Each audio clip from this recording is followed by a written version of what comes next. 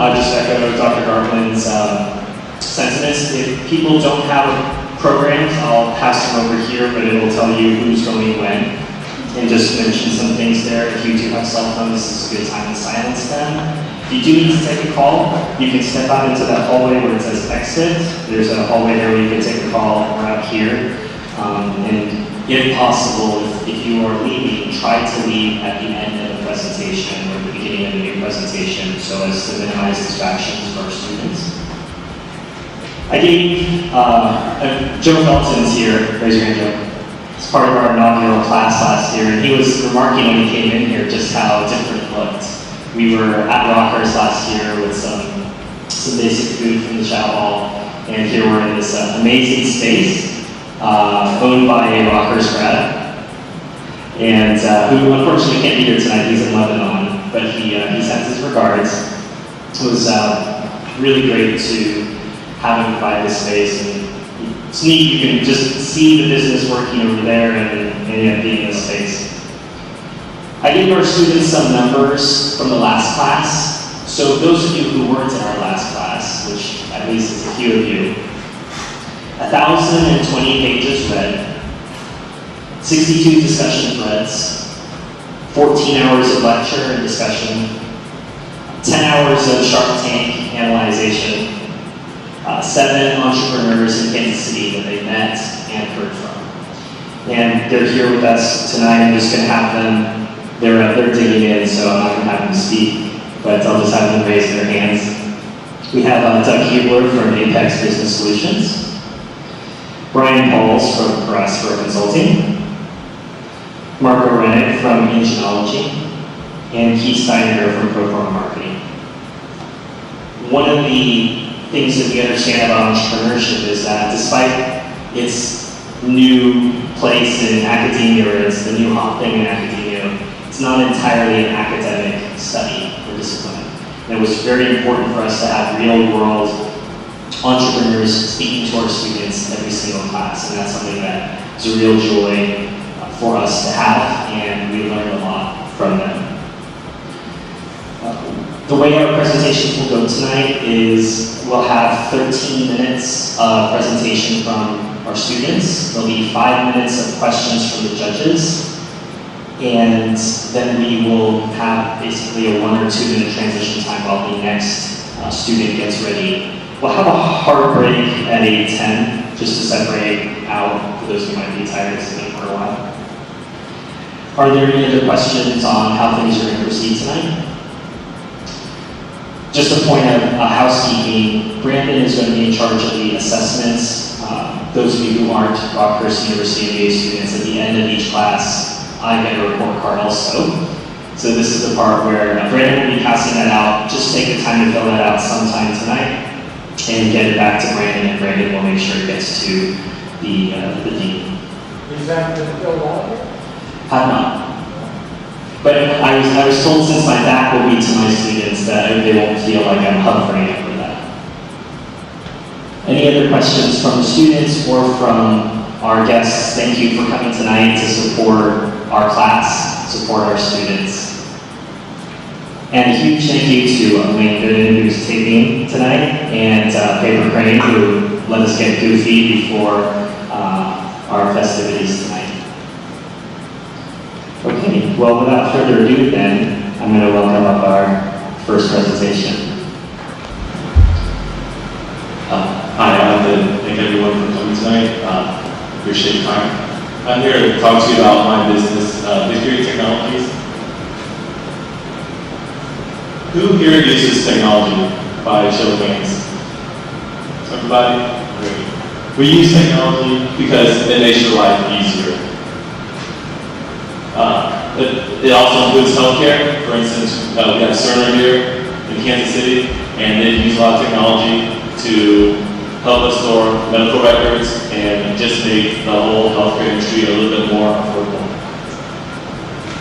It helps reduce operating costs by improving the infrastructure, increases quality of life, and it's also a lot of entertainment and fun. I mean, everyone has a computer, an iPad, tablet nowadays. And it helps promote for innovation. So I'm here to talk to you about my product.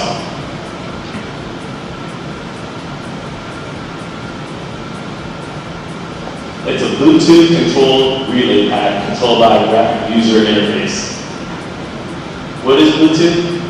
Bluetooth is a communications protocol that allows you to do things like do voice. It allows you to. Bluetooth is a communications protocol that allows you to have voice over data, also transfer data to your computer. And what is a relay? Most simply, a relay is just a switch. When you turn the switch, it creates an electrical circuit contact and it turns on the light, one of the options that you can do. And this is a graphic user interface. It allows you to control the relays using an iPad or other mobile device such as an iPhone or an Android device. And I want to show you guys a real-world application for this technology. Right here we have a software application that is going to connect to the vehicle itself via Bluetooth.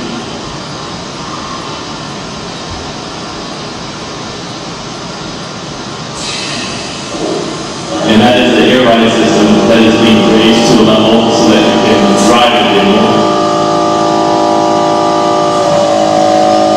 That's the ignition being turned on.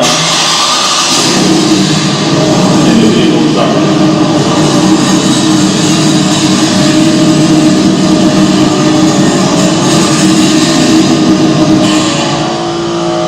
So it has an application like this. Again, being lowered for aesthetic purposes. But in a custom application like this, you don't have all the things that a normal car would have. So you need to be able to control it in a unique and innovative way. You can also control the taillights, blinkers.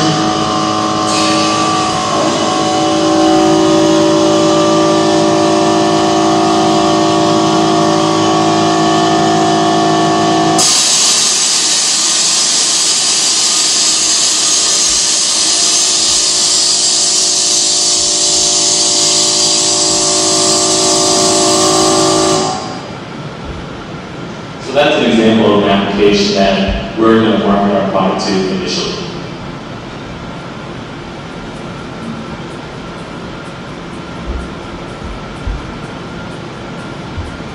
This is the only product that will allow you to use a hardware and software combination and a graphic user interface to get this type of functionality. You can go out there, you can write your own software. You can also design your own or buy an off-the-shelf piece of hardware to do this work, but we do it all in one. We combine the hardware with the software, and it's magic. It works. It's easy. Almost as easy as pressing the easy button. And if you parle bleu français, then it's facile.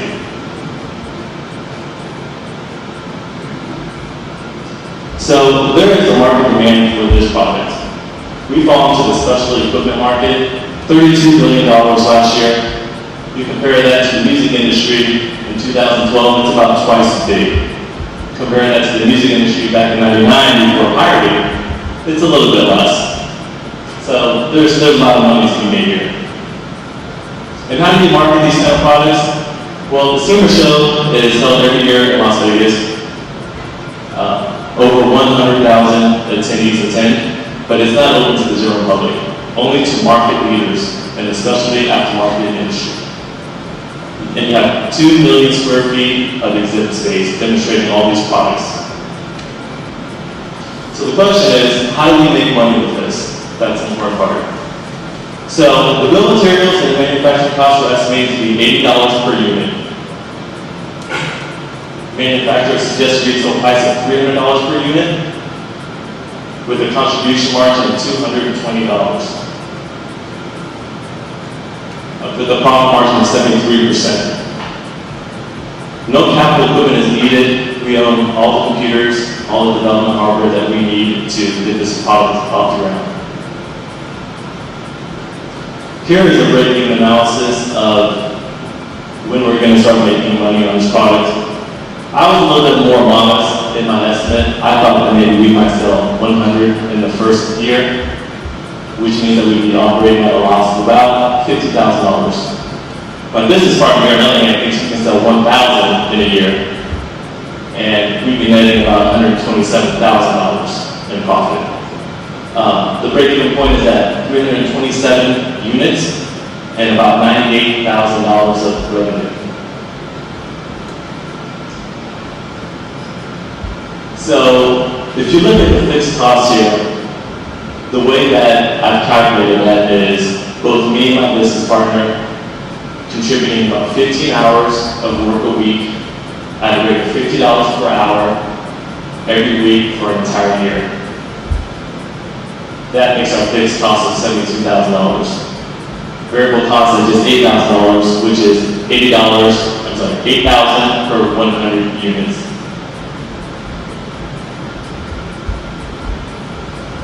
So what's the schedule looking like going forward?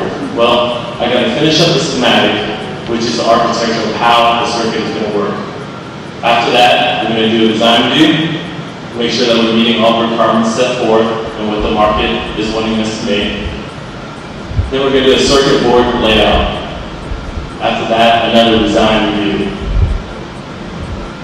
And while the board is out for production, I'm going to be working on the firmware, which is the software for the microcontroller. And then after that, we'll do testing with the hardware and software together. And then we're going to focus on packaging, which is very important to us. We want to make it a complete user experience package. So the business structure is going to be an LLC with 2 members. We will not draw salary if the business is not profitable. We don't want to take money away while we're growing. Each member is going to contribute 10 to 20 hours a week. That's going to vary. On the front end, there's going to be a lot of development. It's going to require a lot of time. We might have some slow periods later on while we're in production. And both of us have agreed to make the leap if it gets to the point where the company's doing very well, which means working full time. And why will we succeed? Well, our products are scalable. What you saw can be used for many different applications. Any application where you have to turn something on, flip the switch, you can control via Bluetooth, and make it happen. And also, we love technology. We use it every day. And we're technology experts with a passion for toys. The vehicle that you saw there was my business partners. He built that from scratch, and he started implementing this feature, and then I met up with them and we're like, hey, we can make this happen. I got the skills to make the hardware. So we're gonna make it big. And we just enjoy solving problems. It's fun. Are there any questions?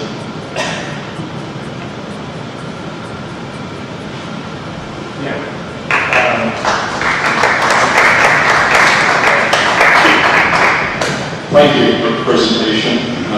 Interesting idea. I'm not a techie, so forgive my questions, but once I got beyond the car, I wasn't sure what I was going to do with that product. So, what's another, you have a couple other potential ideas that you can use this for? The on-off switch, would you have to program it for every specific thing that you would do? So another option that you can use it for is, so here we're using a custom application where you don't have the switches to use. But another application would be, you can use it to turn on and off the light switches in your home. You can use it to open your garage door.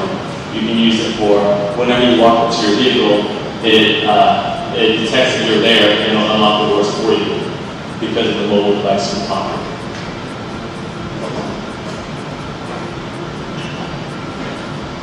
So, a couple of questions for you. While you're doing the presentation, like Google Bluetooth controller, what's the competition for this? It seems like there's already alternatives out there for this. So So there are Bluetooth controllers out there, but we have a all-encompassing one single package that will do everything for you. We're marketing this. Our MVP is going to be first towards the custom car market. So someone that builds a rat rod for $300, they can control it via a mobile device as opposed to installing an ignition, installing other switches to control the different devices like headlights, taillights. So your pro forma that you put up is based just on that car market niche? That's correct, just that right now. Can you get a patent on it? I'm not sure if that's possible to do something like that. It's not proprietary technology. Okay. And then your overall, when I was your overall timeline, or time to get it to market as well? It should be less than 6 months to get it manufactured. I think my question is similar to a couple of the previous questions. But tell me a little bit more, if you're focusing on the custom car market. I mean, tell me who your ideal customer is and how much they're going to be willing to spend and why they're going to want to be able to do what you obviously let them do. But why is that a benefit to them in pursuing their hobby of building custom cars? Yeah, so people building custom cars, they like to do it because it's cool. It's custom and they can do it however they want. One of the other features that is to have a skinnable app. So you can make the app look just the way you want it. You put your name on there, customize it the way you want it to. And people that build custom cars just spend money on vehicles. They spend a lot of money, tens of thousands of dollars to build a vehicle. And the very entry of $300 is relatively low for them to have that cool factor. Do you have any data at this point to quantify, in your specific case, the cool factor? Like, real guys that are really doing this, that aren't one of the owners of the company, how much are they willing to shell out, for what you're offering? So, Andrew, my business partner, has got a lot of feedback from whenever he's shown this product. Everyone says, I want one. Okay. They're all really interested in it. And he's the one with that direct line to the consumer. He thinks it's 1,000 that he can sell. I'm more conservative at 100. But even at that unit, or even at that sales rate, we would still not be losing money. And these conversations that he's had, these have involved what the cost of the product will be. But when they still said I want one after he's told them what the cost will be. So he hasn't discussed the cost with us. And then just last on a different subject, you're estimating 10 to 20 hours a week, but you said at that time it would be front-loaded for the development.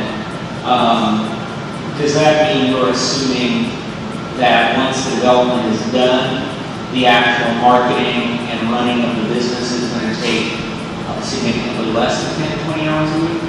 Yeah, it should take significantly less. We're going to be, the software can always be improved, so as customers provide feedback, we can continue to tweak and tune that and make improvements. And then put that out on the App Store for them to download. But then we may be looking forward to our next product that we want to sell in the next iteration. The product that you saw controls up to 8 different functions.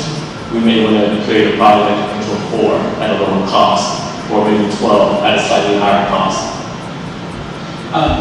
And that all sounds like still estimates on the side, like the technical development, but about the actual running of the business, like what are you basing your estimates on in terms of what it's going to take to actually run the rest of the business, not just to be the technical piece?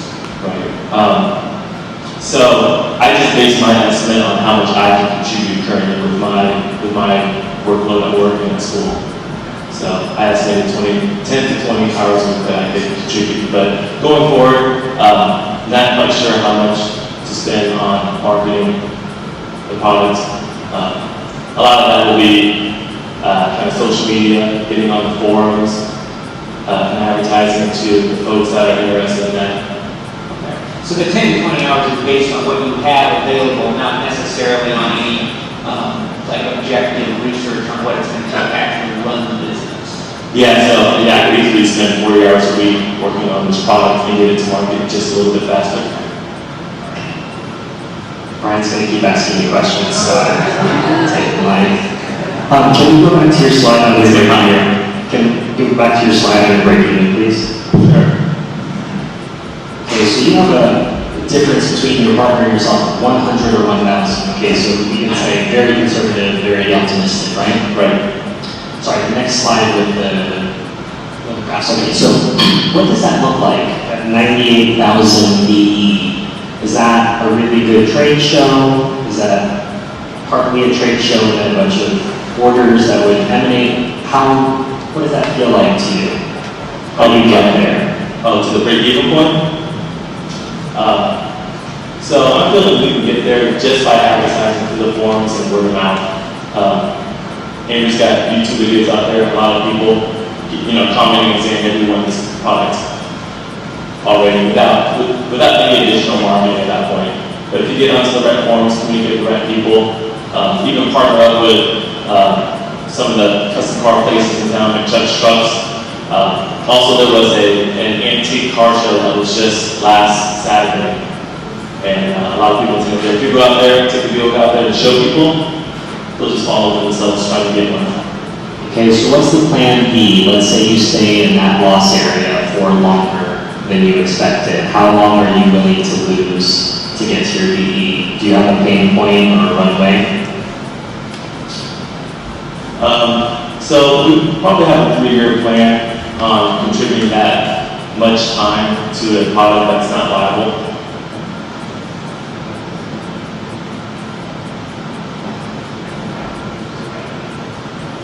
So I understand that Bluetooth is used in a lot of different things. Is there a security issue once you start allowing this to do it besides taking phone calls and some of the basic things? You can sell a vehicle with is there security issues that exist? Yeah, so each product or each relay pad that's installed in the vehicle is going to be made specifically to a software code that's on the device itself. So only that device can start that vehicle. And then you mentioned, I guess where my interest lies is how you plan on marketing this, and you mentioned packaging earlier as well. Stephen kind of alluded to this, is where are you going to, I'm not worried about the 100, my focus would be how to get to the 1,000. So what is that going to take, and what are the costs to incur that? I think my question becomes the cost to get to 1,000, what is that? I mean, your cost of $80, that's production cost, right? That's what you're saying your production cost is? Yeah. Cost. Yes, correct. You've got additional costs beyond that, whether it's packaging, whether it's whatever marketing costs you have to come up with. Yeah, the packaging is included into that $80 also, but the marketing cost is not. With both of us working full-time jobs right now, we just wanted to try the market and see how much demand there was. One of the things that we were thinking about doing is possibly doing a Kickstarter campaign, because what you're doing there is you're kind of getting pre-orders for that product without actually getting it manufactured yet. That'll allow us to say, well, maybe there's only 50 people that are interested, or maybe there's 300. That way we can get our batch manufacturing just right. If there's 300 people interested, we can get it manufactured at a lower unit cost. I think we're good about that. Thank you. Thank you.